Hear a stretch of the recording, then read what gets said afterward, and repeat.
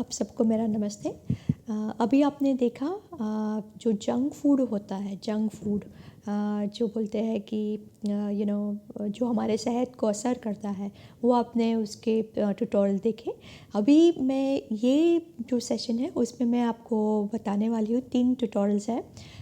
Insulin जो hormone है, जो अपने पैनक्रियास से उत्पन्न होता है, उसके क्या फ़ायदे हैं, उसका अगर ज़्यादा मात्रा में वो इंसुलिन बढ़ा, और कभी वो ज़्यादा मात्रा में इंसुलिन बढ़ता है जब भी हम लोग बहुत स्टार्च वाला खाना खाते हैं, आलू है, चावल है, बहुत सारा गेहूँ, तो वो जब भी हम लोग ज़्यादा खाते हैं, तो शक्कर है, तो उससे वो इंसुलिन की मात्रा बढ़ती है।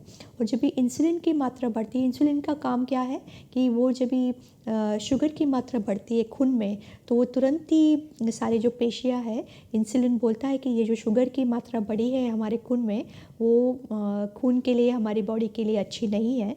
तो वो तुरंत ही मांसपेशी और सारे जो पेशियाँ हैं उनको बोलता है कि चलो ये ग्लूकोज और जो शुगर है वो पेशी में डालो, ठीक है।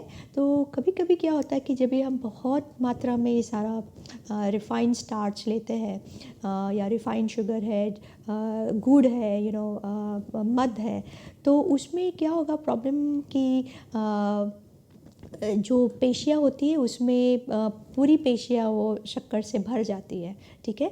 और जब भी वो भर जाती है तो इंसुलिन की मात्रा धीरे धीरे बढ़ती है, क्योंकि जो नॉर्मल इंसुलिन जो काम कर रहा था, अभी वो इंसुलिन काम नहीं कर रहा है और इंसुलिन की मात्रा बढ़ रही है। इसको हम लोग इंसुलिन रेजिस्टेंट बोलते हैं, ठीक है।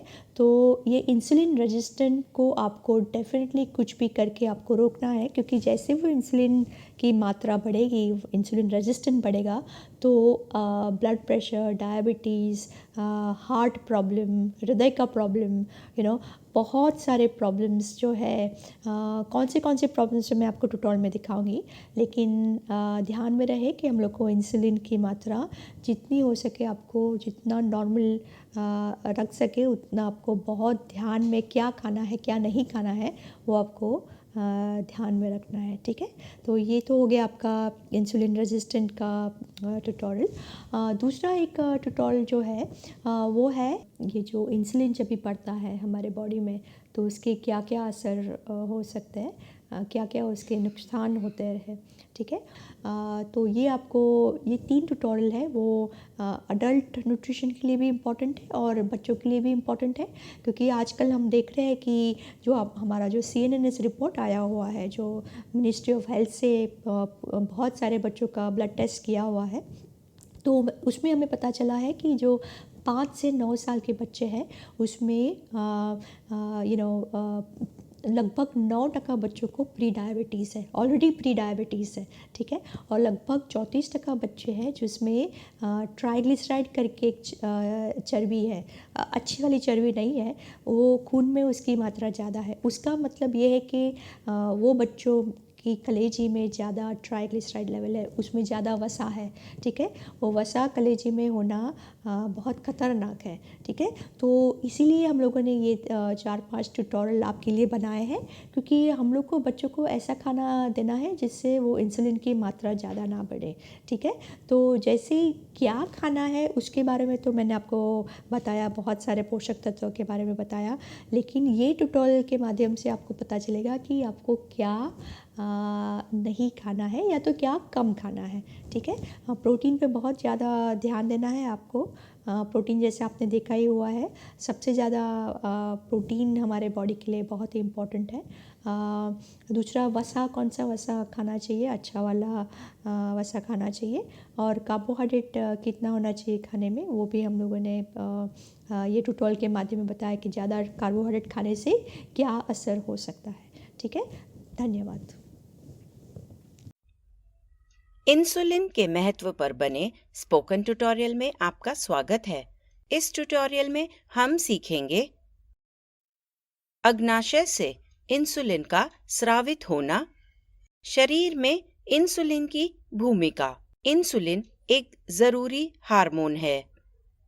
हार्मोन सीधे खून में स्रावित होते हैं। उन्हें अलग अलग ऊतकों और अंगों में ले जाया जाता है जहां वे अपना काम करते हैं। इंसुलिन अग्नाशय द्वारा स्रावित होता है। अग्नाशय पेट के पीछे स्थित एक अंग है। अग्नाशय ग्रंथियों से बना होता है जो अलग अलग एंजाइमों और हार्मोन को स्रावित करता है। अब हम इंसुलिन के स्राव और इस पर असर करने वाले कारकों पर ध्यान देंगे। ऐसे कई कारक हैं जो इंसुलिन के स्राव को उत्तेजित करते हैं। सबसे जरूरी कारक खून में ग्लूकोज का स्तर है। याद रखें कि खाना खाने पर ग्लूकोज का स्तर बढ़ता है। आंत में खाना मौजूद होने पर आंत के अलग अलग हार्मोन स्रावित होते हैं। यह इंसुलिन के स्राव पर भी असर करता है। खाने में 3 मुख्य मैक्रोन्यूट्रिएंट्स होते हैं: कार्बोहाइड्रेट, प्रोटीन और फैट। अलग अलग खाद्य पदार्थों के लिए इंसुलिन की प्रतिक्रिया अलग होती है। कार्बोहाइड्रेट वाले खाने खून में ग्लूकोज के स्तर को तेजी से बढ़ाते हैं। नतीजन बड़ी मात्रा में इंसुलिन स्रावित होता है। कार्बोहाइड्रेट से भरपूर खाद्य पदार्थों के उदाहरण हैं ब्रेड, चपाती, आलू और फल। मिठाइयाँ, अनाज और यहाँ तक कि सब्जियाँ भी कुछ अन्य उदाहरण हैं। चीनी, गुड़ और शहद भी उदाहरण में शामिल हैं। प्रोटीन से भरपूर खानों के लिए इंसुलिन की प्रतिक्रिया थोड़ी कम मात्रा में स्रावित होती है। प्रोटीन वाले खाने के उदाहरण हैं अंडे, मांस, मछली। इंसुलिन के स्राव को उत्तेजित करने के लिए फैट का सबसे कम असर होता है। फैट वाली चीजों में घी, तेल, मक्खन आदि शामिल हैं। इंसुलिन 2 चरणों में निकलता है। यह या तो आधारीय दर में होता है या चरम दर में होता है। इंसुलिन खाना न खाने पर भी कम मात्रा में लगातार निकलता रहता है। यह आधारीय दर है। खाना खाए जाने पर इंसुलिन ज्यादा मात्रा में निकलता है। इसे चरम दर के नाम से जाना जाता है। इंसुलिन के स्राव के बारे में जानने के बाद आइए शरीर में इसके काम को समझते हैं। इंसुलिन कोशिकाओं में ग्लूकोज के सोखने को बढ़ावा देता है। यह इंसुलिन की सबसे प्रसिद्ध भूमिका है। कोशिकाओं को खोलने के लिए इंसुलिन एक चाबी की तरह काम करता है। फिर कोशिकाएं खून में से ग्लूकोज ले लेती हैं। कोशिकाएं इस ग्लूकोज को मुख्य रूप से ऊर्जा पैदा करने के लिए इस्तेमाल करती हैं। जब हम खाना खाते हैं तब हम तृप्त अवस्था में होते हैं। ऊर्जा प्रदान करने के लिए शरीर ग्लूकोज का इस्तेमाल ईंधन के रूप में करता है। देखते हैं क्या होता है यदि हम अतिरिक्त ग्लूकोज का सेवन करते हैं। कलेजे में अतिरिक्त ग्लूकोज ग्लाइकोजन और ट्राइग्लिसराइड्स में बदल जाता है। ग्लाइकोजन ग्लूकोज का गाढ़ा रूप है। यह कलेजे और मांसपेशियों में जमा हो जाता है। ट्राइग्लिसराइड्स हमारे शरीर में फैट के रूप में जमा होते हैं। जमा किए हुए फैट का इस्तेमाल बाद में किया जा सकता है जब हम खाना नहीं खाते हैं। खाना न खाना अतृप्त अवस्था है। इस अवस्था में ग्लूकोज की ताजा आपूर्ति उपलब्ध नहीं होती है। यह तब होता है जब शरीर ऊर्जा की आपूर्ति के लिए ईंधन के रूप में ग्लाइकोजन और फैट का इस्तेमाल करता है। शरीर ग्लाइकोजन को ग्लूकोज में बदलता है।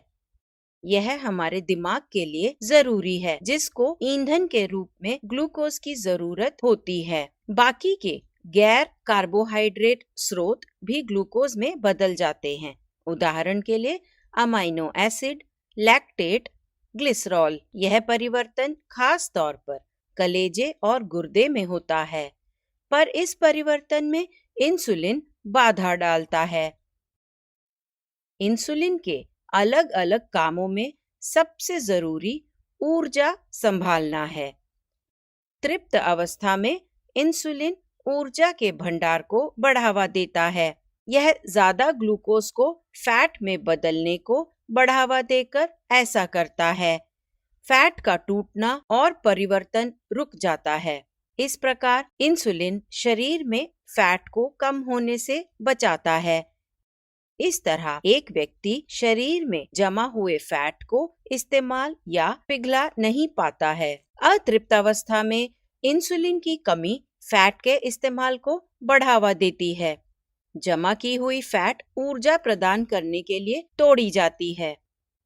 एक और हार्मोन है जो इंसुलिन को खून में शुगर के स्तर को बनाए रखने में मदद करता है। यह अग्नाशय द्वारा स्रावित ग्लूकागॉन हार्मोन है। देखते हैं कि कैसे ग्लूकागॉन के साथ इंसुलिन खून में शुगर के स्तर को बनाए रखता है। जब खून में शुगर का स्तर बढ़ता है तब अग्नाशय इंसुलिन छोड़ता है। इंसुलिन खून में से ग्लूकोज को कोशिकाओं में ले जाता है। फिर यह कलेजे में ग्लाइकोजन और ट्राइग्लिसराइड्स के बनने को बढ़ावा देता है। खून में ग्लूकोज फिर सामान्य स्तर पर आ जाता है। जब खून में ग्लूकोज का स्तर कम होता है तब अग्नाशय ग्लूकागॉन छोड़ता है। ग्लूकागॉन कलेजे में ग्लाइकोजन को ग्लूकोज में तोड़े जाने को बढ़ावा देता है। इससे खून में ग्लूकोज छूटता है। नतीजन खून में शुगर सामान्य स्तर पर आ जाता है। इस प्रकार इंसुलिन और ग्लूकागॉन एक दूसरे के पूरक हैं। इंसुलिन एक एनाबॉलिक हार्मोन के रूप में भी काम करता है, मतलब कि यह कोशिकाओं के विकास को बढ़ावा देता है और ऊतकों के भी। यह हड्डियों के बढ़ने और बनने में भी मदद करता है।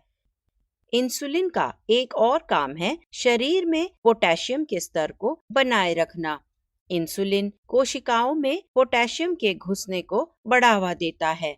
पोटेशियम शरीर के लिए एक जरूरी खनिज पदार्थ है। यह मांसपेशियों के संकुचन में, हृदय के कामों में शामिल है और द्रव संतुलन भी करता है। इंसुलिन के ये लाभकारी काम तब दिखाई देते हैं जब यह सामान्य स्तर पर मौजूद होता है। उपवास स्थिति में स्वस्थ व्यक्तियों में इंसुलिन 2 से 5 MIU/ml के बीच होना चाहिए। MIU/ml का मतलब है मिली इंटरनेशनल यूनिट प्रति मिलीलीटर। खून में इंसुलिन का बढ़ा हुआ स्तर बहुत सारी स्वास्थ्य समस्याएं पैदा करता है। इस पर एक अन्य ट्यूटोरियल में विस्तार से बताया गया है। इंसुलिन के स्तर को बनाए रखने के लिए इस ट्यूटोरियल में बताए गए कारकों को याद रखें। सामान्य दायरे के भीतर स्तर को बनाए रखें। यह आपको एक स्वस्थ शरीर बनाए रखने में मदद करेगा। अब यह ट्यूटोरियल यहीं समाप्त होता है। IIT बॉम्बे से मैं बेला टोनी आपसे विदा लेती हूँ। हमसे जुड़ने के लिए धन्यवाद। इंसुलिन रेजिस्टेंस के परिचय पर बने स्पोकन ट्यूटोरियल में आपका स्वागत है। इस ट्यूटोरियल में हम सीखेंगे इंसुलिन का कोशिकाओं की सामान्य प्रतिक्रिया पर असर। इंसुलिन रेजिस्टेंस होने पर इंसुलिन की प्रतिक्रिया में बदलाव। मधुमेह की पारंपरिक परिभाषा। मधुमेह का मूल कारण। चलिए शुरू करते हैं। हमारे शरीर को जीवित रहने और वृद्धि के लिए ऊर्जा की जरूरत होती है। ग्लूकोज मनुष्य के लिए ऊर्जा का एक बहुत ही सुविधाजनक स्रोत है। ग्लूकोज के अनेक अणु स्टार्च बनाते हैं। स्टार्च एक प्रकार का कार्बोहाइड्रेट है जो हमारे भोजन में पाया जाता है। कार्बोहाइड्रेट वाले खाद्य पदार्थ भरपूर मात्रा में मिलते हैं और सस्ते होते हैं। इसीलिए ऐसे खाद्य पदार्थों के जरिए से हम बहुत ज्यादा ग्लूकोज का सेवन करते हैं, जो कि एक प्रकार की चीनी है। बहुत ज्यादा मीठा खाने से होने वाले खतरनाक नुकसान व्यापक रूप से जाने जाते हैं। खून में शुगर के स्तर का ज्यादा और कम होने के खतरे भी अच्छी तरह से जाने जाते हैं। अतः आहार में मिलने वाले ग्लूकोज को हमारे शरीर को ऊर्जा या चर्बी में परिवर्तित करना चाहिए। यह खून में शुगर के स्तर को सामान्य बनाए रखने में हमारी मदद करता है। अग्नाशय उपवास स्थिति में खून में ग्लूकोज का स्तर 70 और 99 mg/dl के बीच बनाए रखता है। mg/dl का मतलब मिलीग्राम प्रति डेसीलीटर है। यह सीमा अग्नाशय द्वारा उत्पादित इंसुलिन हार्मोन द्वारा बनाए रखी जाती है। इंसुलिन को इसी श्रृंखला के एक अन्य ट्यूटोरियल में अच्छे से समझाया गया है। ज्यादा जानकारी के लिए कृपया हमारी वेबसाइट देखें। अगला मधुमेह की पारंपरिक परिभाषा को समझते हैं। यह खून में ग्लूकोज के स्तर पर आधारित है। खून में ग्लूकोज के स्तर को उपवास की स्थिति में खून के 2 अलग अलग जांचों पर की जाती है। 126 मिलीग्राम प्रति डेसीलीटर या इससे भी ऊंचा स्तर मधुमेह के रूप में पहचाना जाता है। पर खून में ग्लूकोज का ऊंचा स्तर बीमारी का एक लक्षण है। यह अपने आप एक बीमारी नहीं है। यह शरीर में कुछ गलत होने का परिणाम है। यह मधुमेह का मूल कारण नहीं है। यह बीमारी और उसके इलाज की बेहतर समझ नहीं देता। मान लीजिए आपके खून की रिपोर्ट में ग्लूकोज का स्तर ज्यादा है। आप डॉक्टर से सलाह लेंगे। आप खून में बढ़े हुए ग्लूकोज के स्तर को अपनी समस्या बताएंगे। डॉक्टर आपके खून में बढ़े हुए ग्लूकोज के स्तर को कम करने के लिए दवा देंगे। यह दवा लक्षण का इलाज करती है, पर इसके कारण का नहीं। चलिए समझते हैं कि मूल कारण क्या है और उसी के अनुसार मधुमेह को परिभाषित करें। ज्यादातर खाना जो हम खाते हैं वह शरीर में ग्लूकोज में बदल जाता है। यह ग्लूकोज हमारे खून में दाखिल हो जाता है। खून में से ग्लूकोज को ऊर्जा में बदलने के लिए कोशिकाओं में दाखिल होना पड़ता है। कोशिकाओं में झिल्लियां होती हैं जो ग्लूकोज जैसे अणुओं के आने जाने की अनुमति देते हैं। कोशिका में ग्लूकोज के दाखिल होने के लिए इंसुलिन के मदद की जरूरत होती है। इंसुलिन कोशिका झिल्लियों में मौजूद इंसुलिन रिसेप्टर्स पर बैठता है। यह एक श्रृंखला शुरू करता है जिसके परिणाम स्वरूप ग्लूकोज कोशिका में दाखिल होता है। इंसुलिन ना होने पर ग्लूकोज कोशिकाओं में दाखिल नहीं हो पाएगा। यह तब भी दाखिल नहीं होगा यदि इंसुलिन के संकेत पर कोशिकाएं सही प्रतिक्रिया नहीं देती हैं। यदि ग्लूकोज कोशिकाओं में दाखिल नहीं होता है तो शरीर को पूरी ऊर्जा नहीं मिलेगी। ग्लूकोज खून में ही रहेगा। यह खून में ग्लूकोज के स्तर को बढ़ा देगा, जिसे हम खून की रिपोर्ट में देख सकते हैं। इसीलिए मधुमेह का मूल कारण ग्लूकोज का कोशिकाओं में दाखिल ना हो पाना है। अब इस मूल कारण के आधार पर मधुमेह को समझते हैं और परिभाषित करते हैं। एक व्यक्ति को मधुमेह तब होता है जब ग्लूकोज के प्रवेश की क्रियाविधि खराब हो, यह प्रभावी ढंग से और कुशलता से नहीं हो रहा हो। पारंपरिक परिभाषा में इंसुलिन ने कोई भूमिका नहीं निभाई, पर इंसुलिन बहुत जरूरी है। आइए इंसुलिन और ग्लूकोज संकेंद्रण के बीच के संबंध देखते हैं। मान लीजिए उपवास स्थिति में आपके खून में ग्लूकोज का स्तर 70 mg/dl है। आपका उपवास इंसुलिन स्तर 5 यूनिट है, पर किसी वजह से यह ग्लूकोज को कोशिकाओं में धकेलने में सफल नहीं है। यह उपवास स्थिति में आपके खून में ग्लूकोज के स्तर को बढ़ा देगा 70 से 75 तक। अतः ग्लूकोज के स्तर को 70 बनाए रखने के लिए 5 यूनिट इंसुलिन पर्याप्त नहीं है। इसीलिए अग्नाशय 6 यूनिट इंसुलिन उत्पादित करेगा। यह कुछ समय के लिए कोशिकाओं में थोड़ा और ग्लूकोज डालेगा। खून में शुगर का स्तर 70 के सामान्य स्तर तक नीचे आएगा, पर ग्लूकोज के दाखिल होने की क्रियाविधि में अभी भी समस्या है। यह यहाँ से और भी खराब होता रहेगा। जल्द ही 6 यूनिट इंसुलिन ग्लूकोज के स्तर को 70 पर रखने के लिए पर्याप्त नहीं होगी। अतः अग्नाशय इंसुलिन की ज्यादा यूनिट स्रावित करता रहेगा। इससे ग्लूकोज का स्तर 70 पर बनाए रखने में सफल होगा। यह 80 तक बढ़ सकता है, लेकिन यह अभी भी सही सीमा के भीतर रहेगा। कोशिका इंसुलिन की उपस्थिति के प्रति संवेदनशील नहीं है। इंसुलिन के असर पर विरोध और कोशिकाओं में ग्लूकोज को दाखिला नहीं करने दे रहा है। इस प्रक्रिया को इंसुलिन रेजिस्टेंस कहते हैं। अग्नाशय इंसुलिन रेजिस्टेंस की प्रतिक्रिया में इंसुलिन का ज्यादा यूनिट में उत्पादन करता है। यह ग्लूकोज के स्तर को सामान्य रखने के लिए है। चूंकि इंसुलिन रेजिस्टेंस का इलाज नहीं किया है, इसीलिए ज्यादा से ज्यादा इंसुलिन का उत्पादन होता है। जल्द ही इंसुलिन का ऊंचा स्तर भी ग्लूकोज के स्तर को सामान्य बनाए रखने में सफल नहीं होता। आखिरकार खून में ग्लूकोज का स्तर 100 यूनिट से ज्यादा होगा। इसको मधुमेह से पहली अवस्था के नाम से जाना जाता है। फिर यह और आगे बढ़ता है और खून में ग्लूकोज का स्तर 125 के पार जाता है। इसको दूसरे प्रकार के मधुमेह के नाम से जाना जाता है। यह ठीक नहीं है। अब इस व्यक्ति में ग्लूकोज का ऊंचा स्तर और इंसुलिन का ऊंचा स्तर दोनों है। इंसुलिन अग्नाशय की बीटा कोशिकाओं से बनता है। हर समय इंसुलिन का ज्यादा उत्पादन इनका काम बढ़ा देता है। मान लीजिए शरीर 5 की जगह 15 यूनिट बना रहा है। ऐसा करने के लिए बीटा कोशिकाएं सामान्य से 3 गुना ज्यादा मेहनत कर रहे हैं। बीटा कोशिकाएं लंबे समय तक इतना काम नहीं कर सकते। वे अंततः मर जाएंगे।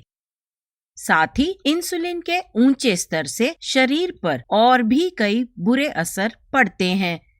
इसी श्रृंखला के एक अन्य ट्यूटोरियल में बढ़े हुए स्तर के असर बताए गए हैं। हालांकि शरीर में दूसरे प्रकार के मधुमेह का पता लगाने में कई साल लग जाते हैं। उन वर्षों में हम इंसुलिन संवेदनशीलता में सुधार लाने के बारे में सोच सकते हैं। आखिर में पहले और दूसरे प्रकार के मधुमेह के बीच मुख्य अंतर देखते हैं। पहले प्रकार के मधुमेह में शरीर बिल्कुल भी इंसुलिन नहीं उत्पादित करता। बिना इंसुलिन के ग्लूकोज कोशिकाओं में दाखिल नहीं हो सकता। शरीर को पर्याप्त ऊर्जा नहीं मिलती। इंसुलिन को बाहरी रूप से टीके द्वारा दिया जाता है। इसीलिए इस प्रकार के मधुमेह को इंसुलिन पर निर्भर मधुमेह कहा जाता है। जबकि दूसरे प्रकार के मधुमेह में इंसुलिन के उत्पादन में कभी कमी नहीं आती है। इंसुलिन रेजिस्टेंस के कारण शरीर जरूरत जितना या ज्यादा इंसुलिन उत्पादित करता है। शरीर बीटा कोशिका से उत्पादित इंसुलिन का सही तरह से इस्तेमाल नहीं कर पाता है।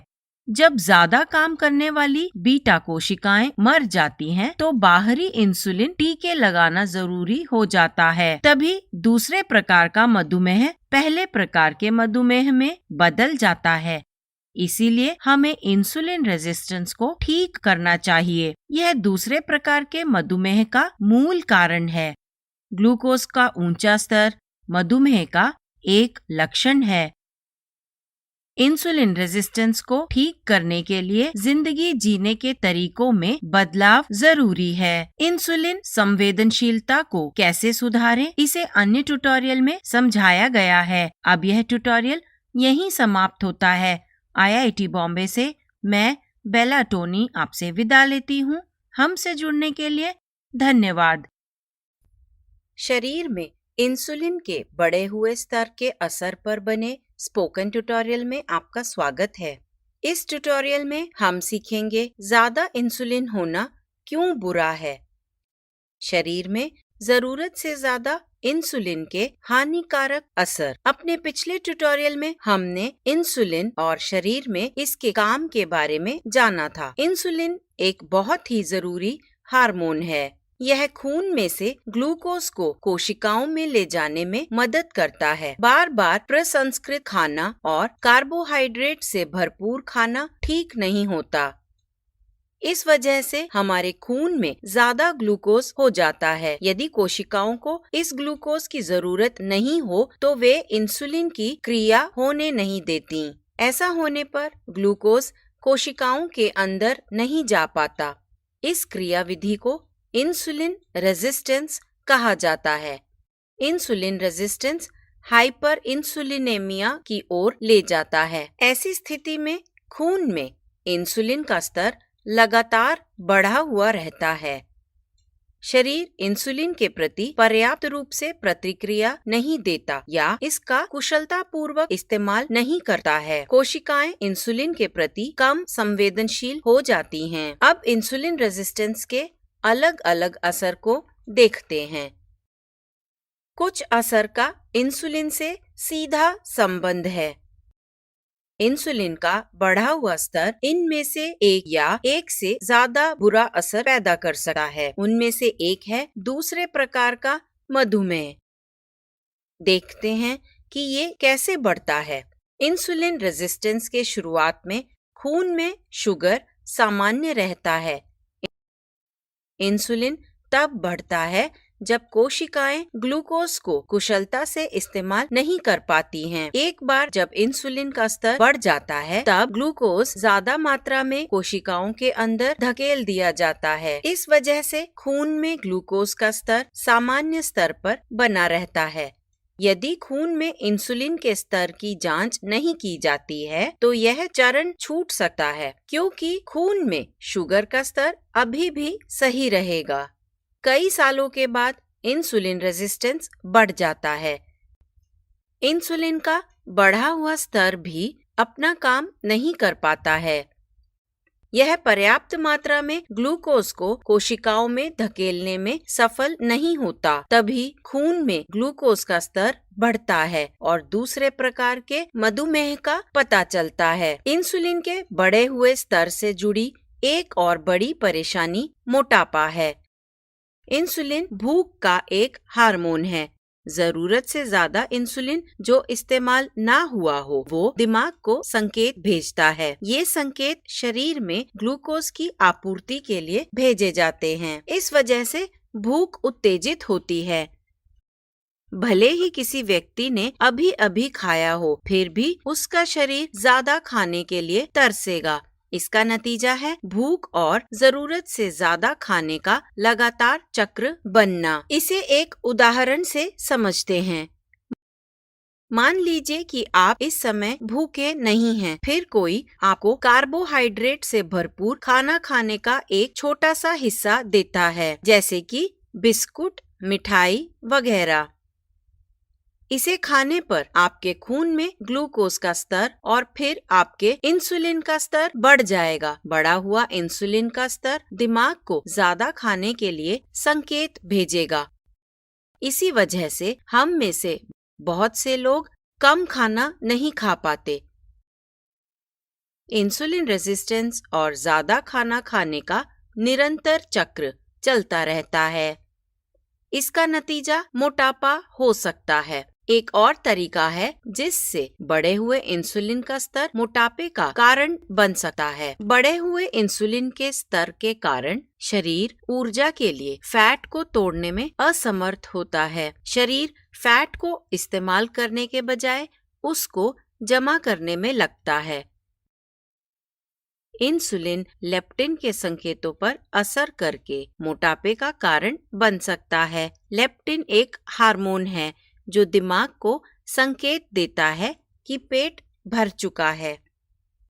इंसुलिन का बढ़ा हुआ स्तर लेप्टिन के संकेतों को बाधित कर सकता है। यह खाने की लालसा और ज्यादा खाना खाने का कारण बनता है। इंसुलिन और मोटापे के बीच गहरे संबंध को एक अन्य ट्यूटोरियल में समझाया गया है। सिर्फ मोटापा ही इंसुलिन रेजिस्टेंस का सूचक नहीं है। दुबले लोगों में इंसुलिन रेजिस्टेंस हो सकता है। त्वचा के नीचे फैट जमने के बजाय वे इसे अपने अंगों के अंदर या उनके आसपास जमा करते हैं। उनके कलेजे में ज्यादा फैट हो सकता है, जिसे फैटी लिवर की बीमारी के नाम से जाना जाता है। ज्यादा ग्लूकोज ट्राइग्लिसराइड्स में बदल जाता है और कलेजे में जमा हो जाता है। बढ़े हुए इंसुलिन का स्तर फैट के टूटने को रोकता है। समय के साथ कलेजे में फैट जमा होता रहता है। यह कलेजे की फैट को संभालने की क्षमता पर बोझ डालता है। आखिरकार उस व्यक्ति में फैटी लिवर नाम की स्थिति बढ़ जाती है। बढ़े हुए इंसुलिन का स्तर रक्तचाप के खतरे को भी बढ़ाता है। यह गुर्दे में सोडियम के फिर से सोखे जाने को उत्तेजित करके ऐसा करता है। इस वजह से रक्तचाप बढ़ जाता है। बढ़े हुए इंसुलिन स्तर के साथ हृदय रोग शुरू होने का भी खतरा होता है। यह अलग अलग प्रक्रिया से होता है।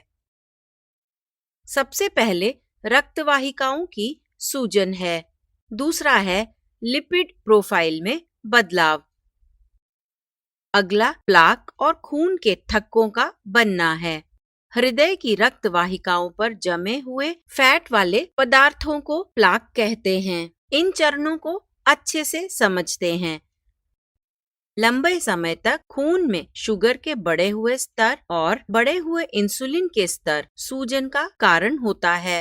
हृदय की रक्तवाहिकाओं की परत खराब हो जाती है। इंसुलिन रेजिस्टेंस में नाइट्रिक ऑक्साइड के बनने में भी बाधा होती है। फ्रुक्टोज ज्यादा खाने से शरीर में यूरिक एसिड बढ़ सकता है। फिर यूरिक एसिड शरीर में नाइट्रिक ऑक्साइड की उपलब्धता कम करता है। नाइट्रिक ऑक्साइड रक्तवाहिकाओं को आराम देता है।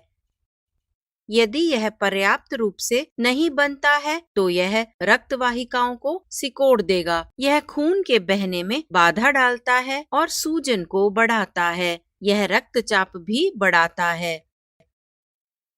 दूसरा, बढ़े हुए इंसुलिन स्तर के कारण लिपिड प्रोफाइल पर प्रतिकूल असर पड़ता है। VLDL और LDL के स्तरों में वृद्धि होती है।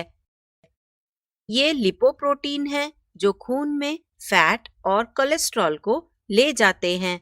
बढ़े हुए इंसुलिन स्तर पर बनने वाला LDL छोटा और ठोस होता है। ये हृदय की रक्तवाहिकाओं के लिए खतरनाक है। रक्तवाहिका में सूजन दिखने पर लिपोप्रोटीन इसे बंद करने के लिए आते हैं। VLDL और छोटे ठोस LDL रक्तवाहिकाओं की दीवारों से जुड़ जाते हैं। नतीजन प्लाक बनते हैं जो रक्तवाहिकाओं को सिकोड़ देते हैं। खून, ऑक्सीजन और पोषक तत्वों की आपूर्ति पर असर होता है। कुछ प्लाक टूट सकते हैं और खून के थक्के बन सकते हैं। इस वजह से दिल का दौरा पड़ सकता है या आघात भी। बहुत से लोगों को अभी भी हृदय रोग के आहार संबंधी कारणों के बारे में गलत फहमियां हैं। उन्हें लगता है कि ऐसा खाने में फैट और कोलेस्ट्रॉल के कारण होता है। असली वजह ज्यादा कार्बोहाइड्रेट का लेना है। बहुत ज्यादा चीनी और वनस्पति तेलों से बने खाने की चीजें भी जिम्मेदार हैं।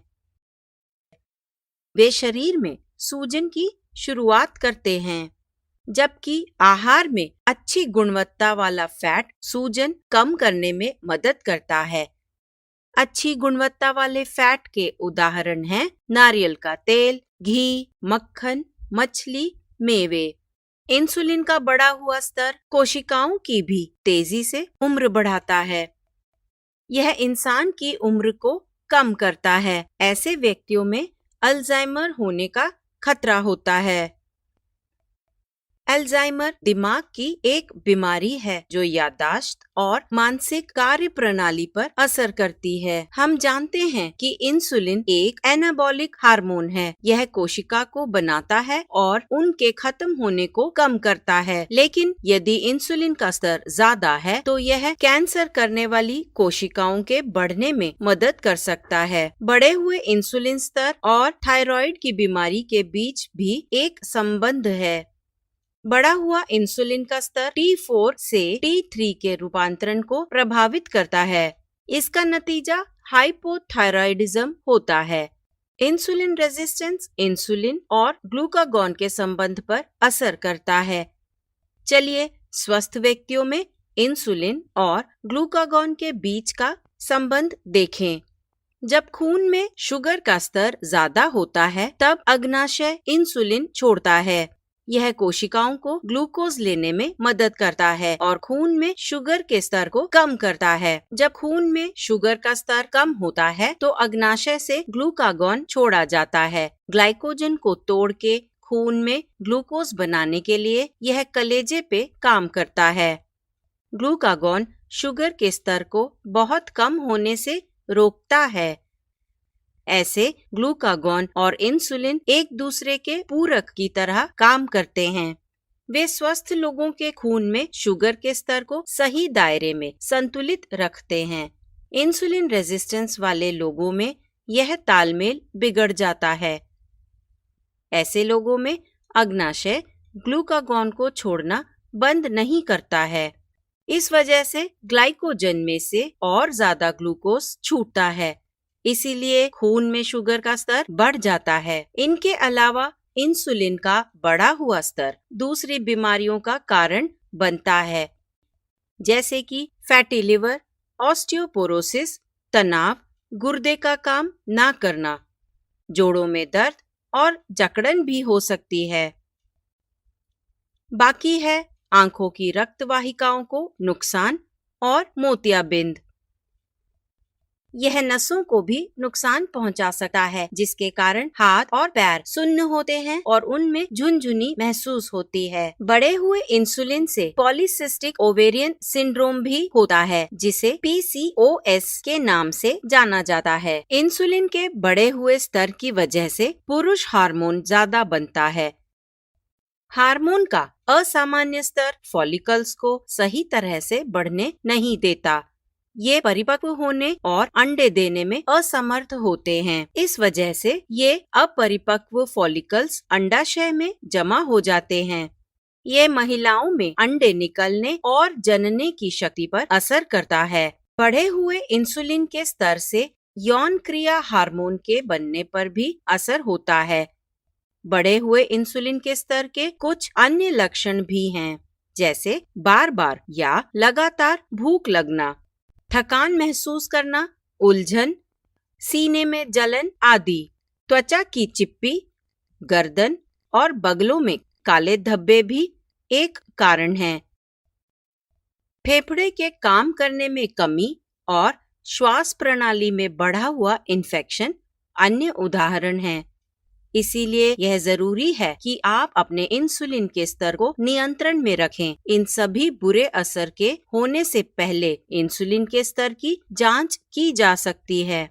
इंसुलिन के स्तर को जांचने के लिए उपवास स्थिति में खून की जांच करवानी चाहिए। स्वस्थ व्यक्तियों में उपवास की स्थिति में इंसुलिन 2 से 5 MIU/ml के बीच होना चाहिए। MIU/ml का मतलब मिली इंटरनेशनल यूनिट्स पर मिलीलीटर है। 5 MIU/ml से ऊपर शरीर में इंसुलिन का बढ़ा हुआ स्तर दर्शाता है। इससे स्वास्थ्य से जुड़ी एक या एक से ज्यादा तकलीफ हो सकती है। कोई भी जांच या दवा लेने से पहले कृपया अपने डॉक्टर से सलाह लें। अब यह ट्यूटोरियल यहीं समाप्त होता है। IIT बॉम्बे से मैं बेला टोनी आपसे विदा लेती हूँ। हमसे जुड़ने के लिए धन्यवाद।